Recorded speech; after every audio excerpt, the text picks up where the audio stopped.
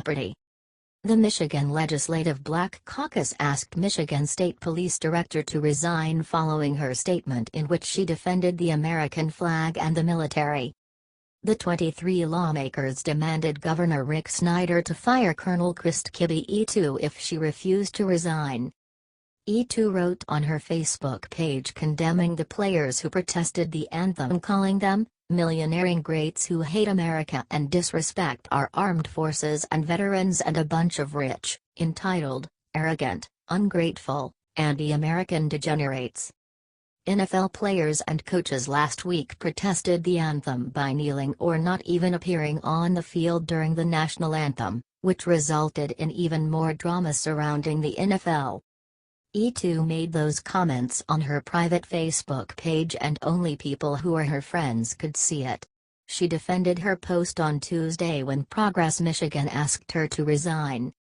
When such a high-ranking member of law enforcement feels compelled to share such broad, inaccurate, and shameful comments, their judgment can no longer be trusted to help protect Michigan's diverse communities, Lonnie Scott, the organization's executive director, said. Let's set something straight, these protests are not about the flag or about veterans or the military, they are about speaking out against police brutality and injustice in communities of color across America. That is something that law enforcement should take to heart, not use to try to divide us further. Etue responded. It was a mistake to repost this meme on Facebook and I sincerely apologize to anyone who was offended. I will continue my focus on unity at the Michigan State Police and in communities across Michigan. As a public servant, Colonel Etue has great respect for the armed forces and those who fight to protect our freedoms, a spokesperson for the colonel said to the Detroit Free Press, saying Etue's post had nothing to do with race. Etue did not create the post, Banner added. It's a meme that is posted in other places around the internet, she said. Her post brought a lot of controversies. Some members of the Michigan Senate defended her and some called for her to step down. It is clear that Colonel Etue does not understand the nature of the protests, nor respect the First Amendment rights of protesters, Democratic Representative Sheldon Neely, the head of the Legislative Black Caucus, said. This calls into question her ability and objectivity to lead the men and women in her department who are charged with not just enforcing laws, but also protecting and serving people of color. She's not sorry for her position, just that she posted it. How can she continue to do this job? Democrat Senator Vincent Gregory said. If this had been an everyday officer, they would have been terminated. If we just let this go, what does this say about the state of Michigan? What does it say about the state police? But GOP Senator Rick Jones stood up for her, saying she has worked hard for diversity. Now she's coming under fire for sharing a meme on her private Facebook page.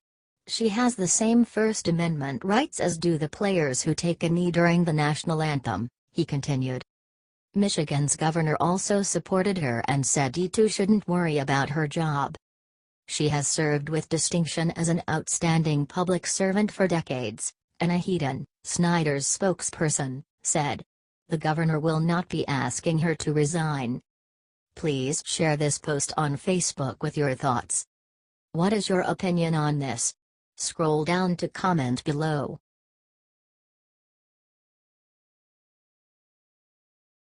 Report Trump strikes down 97-year-old law to save Puerto Rico. President Trump is working quickly to return power to the 3.4 million Americans recovering from Hurricane Maria in Puerto Rico. President Trump has waived the Jones Act, allowing Puerto Rico to import more fuel and emergency supplies as the island recovers from the devastation wrought by the 1-2 punch of Hurricane Irma and Hurricane Maria. Puerto Rico Governor Ricardo Rossello had personally requested President Trump waive the law. Under the Jones Act, only American-flagged shipping vessels are permitted to trade in Puerto Rico, USA Today reports. White House Press Secretary Sarah Huckabee Sanders announced the temporary end of the Jones Act on Twitter, writing, At Ricardo Rossello request, POTUS has authorized the Jones Act to be waived for Puerto Rico. It will go into effect immediately. The Puerto Rican governor replied simply, "Thank you at BOTUS." Secretary of Homeland Security, Elaine Duke, says she received a letter from Gov. Roslo requesting the Jones Act be waived to help the island recover from the storm by purchasing much-needed fuel, food, and supplies. The Jones Act will not be in effect for 10 days and will cover all goods. It is intended to ensure we have enough fuel and commodities to support life-saving efforts, respond to the storm, and restore critical services and critical infrastructure operations in the wake of these devastating storms, explained Duke. The Merchant Marine Act of 1920, or the Jones Act, was originally enacted to promote the domestic shipping industry. Only American shipping vessels are permitted to ferry goods across American ports. However, the restrictions on trade have caused shipping prices to increase in Puerto Rico as the island territory is dependent on maritime shipping. American ships are saved from competing with foreign shipping vessels, allowing them to charge more for their services. President Trump waived the Jones Act between September 8 through September 22 after Hurricane Irma to help Texas and Louisiana accept emergency supplies from foreign-flagged vessels and speed their recovery efforts, but it only included Puerto Rico for petroleum products. The Jones Act can only be waived in the interest of national defense. After Hurricane Irma made landfall, the Department of Defense called on President Trump to waive the Jones Act on September 8. Any decision to waive the Jones Act must be approved by Customs and Border Protection. Yesterday, President Trump told reporters that he was considering waiving the Jones Act, but was facing major pushback from the American shipping industry. "Well, we're thinking about that. But we have a lot of shippers and a lot of people that work in the shipping industry that don't want the Jones Act lifted, and we have a lot of ships out there right now," explained President Trump. "And I will tell you, the governor was very generous yesterday with some statements, and so was the mayor of San Juan, very, very generous with their statements." Customs and Border Protection originally denied the request to waive the Jones Act, USA Today reports, claiming there is a sufficient capacity of American vessels available.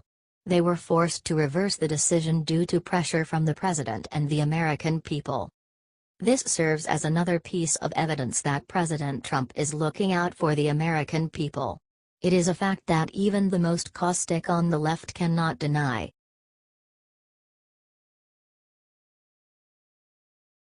Charles Barkley: "I would stand for the national anthem personally." NBA legend Charles Barkley decided to come forward and make a statement concerning the massive NFL drama. After many accused President Trump of making an aggressive statement about the disrespectful players who protest the anthem, Barkley couldn't stay silent anymore. Barkley appeared on the Dan Patrick Show Monday to share his opinion about the national anthem protests and about Steph Curry's remarks about Trump. His opinion about the anthem protests: "I would stand for the national anthem personally." Barkley then explained that politics has nothing to do with his opinion. "You know, Dan, you said something earlier and it always annoys me when people say it. You know, I've never voted Republican a day in my life. I'm a Democrat, and just for the record, Democrats aren't doing anything for black people either. My mother asked me if we're Republican or Democrat and she said only rich people are Republican. I said, you do know we're rich, right? People assume. I do want to make that clear. I've always voted Democratic, but they're not doing anything for us either. I want to make that clear." He also talked about how he can't understand why, if these players cared so much, don't go into the communities and help somehow. "The media has totally hijacked this conversation about who's kneeling, who's not kneeling, who's holding their fist up. I forgot why these guys are doing it. We got a lot of power. We got to use that power in a position way. We can go into some of these communities and do a lot of positive stuff. Don't worry about what the president says. The players, they got so much money now and got so much influence. We need to take a progressive approach and go into these communities ourselves and try to make a difference." The players got to say, "What can we do collectively? Let's don't worry about the president, let's don't worry about the media.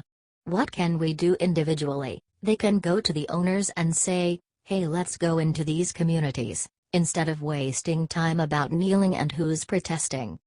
When asked about Curry's remarks on President Trump, which led to Trump canceling his invitation to the Golden State Warriors to visit the White House after becoming NBA champions, Barkley responded, "Well, I think anytime you get an opportunity to go to the White House, it's an honor and a privilege. Don't care who the president is, I think you should go. How many times are you going to get an opportunity to sit down with the president and discuss some issues with him? Not going is over with. It's just giving these guys on TV and radio something to talk about." Barkley, a loud Democrat, was right when he suggested that if the players really wanted to make change, kneeling isn't the way. Instead of going to the communities and helping, they are wasting their time kneeling. Listen to the full radio interview below. Please share this post on Facebook with your thoughts. What is your opinion on this? Scroll down to comment below.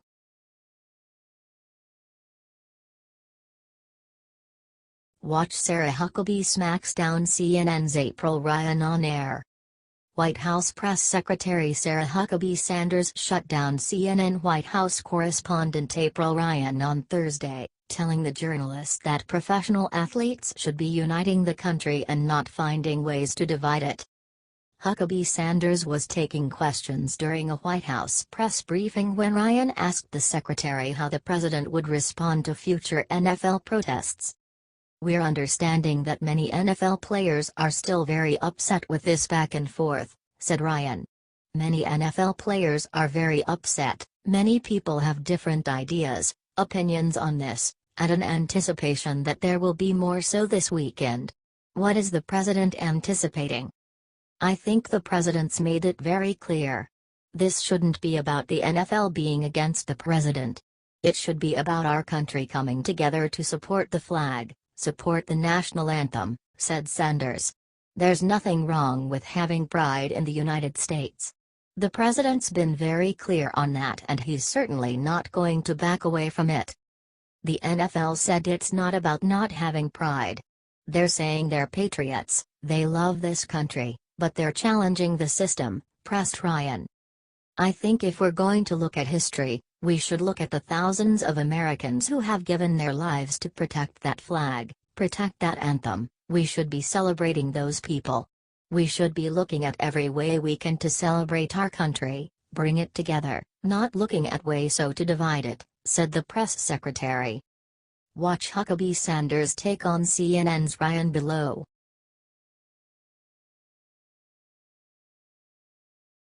Officer escorting him crashes. Trump refuses to let Air Force One take off until he talks to him. On Wednesday, President Donald Trump was being escorted through Indiana on the way back to Air Force One when one of the Indianapolis Metropolitan Police officers, Robert Turner, crashed his motorcycle on I-70, Blue Lives Matter reported. The cause of the crash is unknown, but it appears people stopped to take pictures instead of helping the officer. Several pictures show the officer, with several cuts, lying next to his motorcycle on the ground. After help arrived, Turner's motorcycle was left behind on the road. The officer was rushed to the hospital and put into a neck brace and appeared to be in poor condition. But then, he received a call from Trump.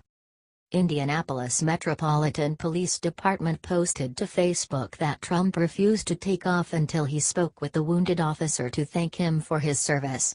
Watch. The caption read: Video of injured Officer Turner speaking with President Donald J. Trump. POTUS delayed taking off from Indy until he was assured Officer Turner was okay, and he also called and spoke with the officer. Thank you. On behalf of the IMPD, we would like to take an opportunity to thank President Donald J. Trump for his thoughtful act in delaying his departure in Air Force One until he was assured that the officer injured in the motorcade accident was okay. Calls were made by his staff to Chief Brian Roach checking on Cycle Officer Turner. President Trump even took the time to speak with Officer Turner after the accident, to check on him. Thank you for your compassion, concern, and leadership, Mr. President. The president made it very clear just how much he cares about law enforcement.